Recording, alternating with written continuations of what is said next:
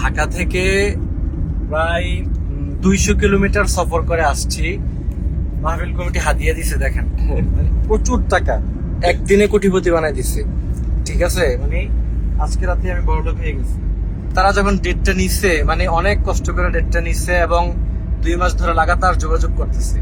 আমি ঢাকা থেকে এত বড় রাস্তা সফর করে আসছি, প্রায় 200 কিলোমিটার রাস্তা। আলোচনার পরে আমাকে যখন ওরা হাদিয়া দিবে, বলতেছে হুজুর আমাদের মসজিদের জন্য আপনি আমাদের হাদিয়া দিয়ে কিছু দান করে দিয়ে যান। ঠিক আছে, সেটা এক পর্যায়ে মানে প্রায় জোরাজোরি আমার থেকে তারা হাদিয়া রাখবেই। পরবর্তীতে আমি বলছি যে ঠিক আছে, আপনাদের যা ইচ্ছা আপনারা তা আমাকে দিয়ে দেন। তারপরে যে দেখেন অনেক হাদিয়া দিচ্ছে আমাকে, যেটা আমার পথ খরচে কিছুই হবে না। ঠিক আছে, তো এই হচ্ছে অবস্থা। এই যে দেখেন, মিরাজ ভাই ক্যামেরাটা ধরেন এদিকে, এই যে দেখেন রাস্তার মধ্যে একটা কুকুর বিড়াল কিচ্ছু নাই। ঠিক আছে, মানে এই যে রাত্রেবেলা আমরা সফর করি, মানে কি যে পরিমাণ কষ্ট হয়, লাইফের রিস্ক নিয়ে সফর করি। ঠিক আছে, এত কষ্ট করার পরেও যখন মানুষ এরকম করে, তখনই কিন্তু বক্তারা বাজেট করতে বাধ্য হয়। এবং বক্তারা স্টেজে ওঠার আগে কেন টাকা নেয়, এটা যে জ্বলন্ত প্রমাণ। স্টেজে ওঠার আগে টাকা দিবা, তারপর আমি আলোচনা করব, এটা হচ্ছে তার জ্বলন্ত প্রমাণ একমাত্র। কারণ এই কষ্ট, দিন কি দিন ঘুম নাই, রাত কি রাত ঘুম নাই, এত কষ্ট করে সফর করে যে কোনো সময় গাড়ি অ্যাক্সিডেন্ট হতে পারে, ডাকাতে ধরতে পারে, কত রিস্ক নেয়া। 100, 150, 200 কিলোমিটার, 500 কিলোমিটার রাস্তা সফর করে আলোচকরা আসে। আলোচনা নেওয়ার সময় তো শুডাউন দিয়ে নিয়ে যান, 20টা 30টা হুন্ডা থাকে, অনেক স্লোগান থাকে, অনেক কিছু থাকে। কিন্তু আলোচনার পরে এই যে আপনারা এই যে এই সমস্ত কাজগুলি করেন, যে এগুলো আমি গণবো কতক্ষণ ধরে, যে 10 টাকা, তারপর 20 টাকা, 50 টাকার নোট।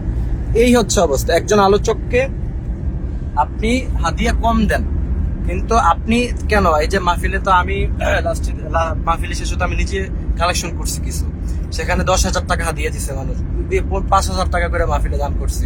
সেগুলো নোট ছিল না, আপনারা চাইলে আমাদেরকে নোট দিতে পারতেন।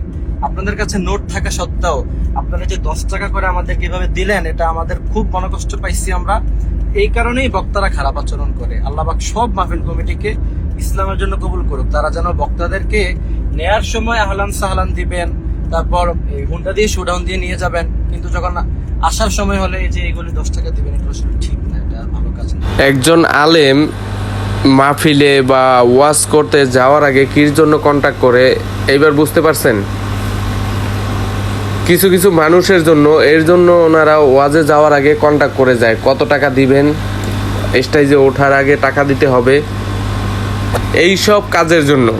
কারণ ওনাদের সাথে যেই কথা হয়, ওনারা যেই প্রাপ্য ওইটা ওনাদেরকে দেওয়া হয় না, ওনাদের সাথে 2 নাম্বারই করা হয়। এর জন্য ওনারা কন্টাক্ট করতে বাধ্য হয়।